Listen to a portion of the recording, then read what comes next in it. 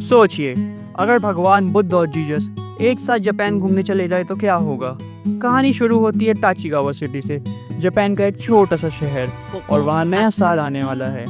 बुद्ध आराम करने की कोशिश कर रहे होते हैं, लेकिन उन पर एक एक कर सारे जानवर चढ़ बैठते हैं। परेशान हो वो सारे जानवरों को भगा देते हैं। इतने में जीसस शॉपिंग करके लौटते हैं और खाते पीते यही बात कर रहे होते हैं कि अच्छा हुआ उन्होंने ये वेकेशन लिया। तभी एक बात याद कर वो मन ही मन हंसने लगते हैं। तो बुद्धा पूछते हैं, कुछ अच्छा हुआ है क्या तुम्हारे साथ? तो पहले तो वो मना कर देते हैं, पर फिर बताते हैं कि कैसे स्टोर में लड़कियां उसे घूर घूर कर देख रही थी और कह रही थी ये तो जॉनी डेप की तरह लग रहा है, मुझे लगता है मैं इस सेंचुरी में भी फेमस हूँ। इसको सुन बुद्धा भी अपना लक आजमाने निकल जाते हैं। शाम को जब बुद्धा वापस आते हैं तो जीसस पूछते हैं, क्या हुआ बुद्धा, तुम इतने चुप क्यों हो? तो बुद्धा बताते हैं, मुझे दबाया गया, पड़ोस के बच्चों ने मेरे माथे को बार बार दबाया और अब मेरा माथा दुख रहा है। अगले दिन दोनों अम्यूजमेंट पार्क पहुंचते हैं। जीसस पूछते हैं, तो पहले क्या किया जाए? तो बुद्धा बोलते हैं, मैं तो पहली बार ही आया हूँ, तुम ही को डिसाइड कर लो। तो जीसस उसे एक थ्रिल राइड के लिए ले जाते हैं। तभी एक जोर से चीखने की आवाज़ आती है। तभी बुद्धा बोलते हैं, यहाँ कुछ ठीक नहीं है। तभी जीसस बताते हैं कि वो उसे एक थ्रिल राइड के लिए ले जा रहे हैं। जैसे तैसे जीसस बुद्धा को अपने साथ राइड पे बैठा ही लेते हैं। तभी अनाउंसर अनाउंस करती है, ये राइड लाइफ थ्रेटनिंग है, 80 साल से ज़्यादा वाले ना बैठे।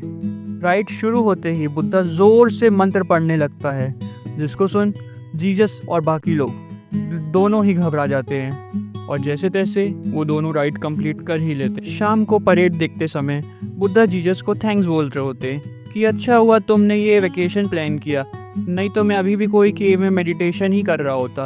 ये बोलते ही उनका सर जोरों से चमकने लगा, जिसको देख जीसस घबरा कर उसका सर छुपा लेते हैं ताकि लोग उन्हें नोटिस ना कर पाए। अगली सुबह जब गली की आंटियां उन्हें जोर जोर से हंसते हुए सुनती है तो आपस में यही बात कर रही होती कि फॉरेनर कुछ अजीब नहीं है। तभी दोनों शॉपिंग के लिए निकल जाते हैं। तभी रास्ते में उन्हें वही बच्चे मिलते हैं जो बुद्धा को परेशान कर रहे थे।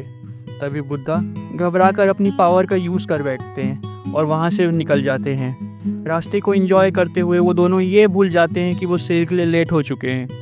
तभी जीसस दुखी हो जाते हैं कि वो सेल पे टाइम पे नहीं पहुंच पाए, पर बुद्धा बोलते हैं कोई बात नहीं, कम से कम हमने मूली तो ले ली। जैसे ही वो शॉप से आगे बढ़ते हैं तो देखते हैं दूसरी दुकान में तो मूलियाँ और सस्ती मिल रही थी, जिसको देखकर वो भी दुखी हो जाते हैं। अगले दिन दोनों अपनी छुट्टी पूल में बिताने को डिसाइड करते हैं। बुद्धा तैरने के अलग अलग स्टाइल दिखाते हैं। वो बताते हैं ये मदर स्ट्रोक है जो उन्होंने गंगा नदी में मछलियों से सीखी है। तभी जीसस बताते हैं कि उन्हें तो तैरना आता ही नहीं, तो बुद्धा डिसाइड करते हैं कि वो उसे स्विमिंग सिखाएंगे। तो वो उसे पानी के नीचे जाने बोलते हैं। तभी वो पूरे पानी को ही सर के ऊपर कर देते हैं। उसके बाद दोनों को पूल से बाहर निकलना पड़ता है। फिर वो सोना लेने चल देते हैं, जहाँ जीसस की दोस्ती याकुजा मेंबर से होती है और याकुजा गलती से उसे कोई लीडर का बेटा समझ बैठता है। वहाँ उनकी बातें सुन वहाँ सब लोग डर जाते हैं। पूरा माहौल शांत हो जाता है उनकी बातें सुनकर। अगली बार वो फिर उन्हीं बच्चों से इनकाउंटर करते हैं जो बुद्धा को परेशान करते हैं, पर इस बार वो किसी साउथ फिल्म के हीरो की तरह बच जाते हैं। पर आखिर वो बच्चे सर पर पानी मारकर भाग ही जाते हैं। बच्चों को पता चल जाता है कि श्राइन फेस्टिवल में उनके टारगेट आने वाले हैं। वो अपने नए हथियार तैयार कर रहे होते हैं क्योंकि उन्हें लगता है कि बुद्धा और जीसस कोई एलियन है। पहले बच्चे से तो टारगेट मिस हो जाता है, दूसरे बच्चे भी ट्राई करते हैं पर वो भी फेल हो जाता है। फिर वो तीनों मिलकर ट्राई करते हैं पर फिर भी कुछ नहीं कर पाते। वो तीनों बुद्धा का पीछा करते हैं। तभी वहाँ अंधेरा हो जाता है और वो बुद्धा का चेहरा देखकर डर जाते हैं। वो बच्चा उन सब चीज़ों के लिए माफ़ी मांगने आता है जो उसने किया है और बुद्धा उसके पास जाकर उसे माफ़ कर देते हैं। तभी बच्चा बोलता है, मर्द को हमेशा हथियार पर नहीं खुद के दम पे भरोसा रखना चाहिए। तभी वो उसके माथे को दबाकर भाग जाता है। उस घर में बुद्धा को पता चलता है कि बुद्धा की स्माइल बच्चों पे काम नहीं आती। जीसस जब मांगा खरीद कर आ रहे होते हैं तो उनकी आवाज़ सुन बुद्धा अपना सारा सामान छुपा लेते हैं। तभी जीसस उन्हें एक लेटर दिखाते हैं, जिसको देखकर वो दोनों खुश हो जाते हैं और वो अचानक गायब हो जाते हैं। जैसे ही बच्चों को ये पता चलता है कि वो गायब हो गए हैं, वो बहुत परेशान हो जाते हैं। तभी वो लोग उन बच्चों के सामने आते हैं और बताते हैं हम तो सिर्फ हॉट स्प्रिंग गए थे। तभी वो बच्चे बुद्धा को परेशान कर फिर भाग जाते हैं। क्रिसमस का टाइम जापान में आ गया था।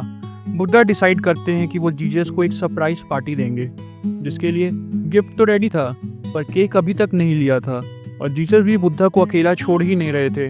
बुद्धा कुछ पैसे देते हैं और कहते हैं कि तुम सेंटा आउटफिट ले लो, मैं केक ले लेता हूँ।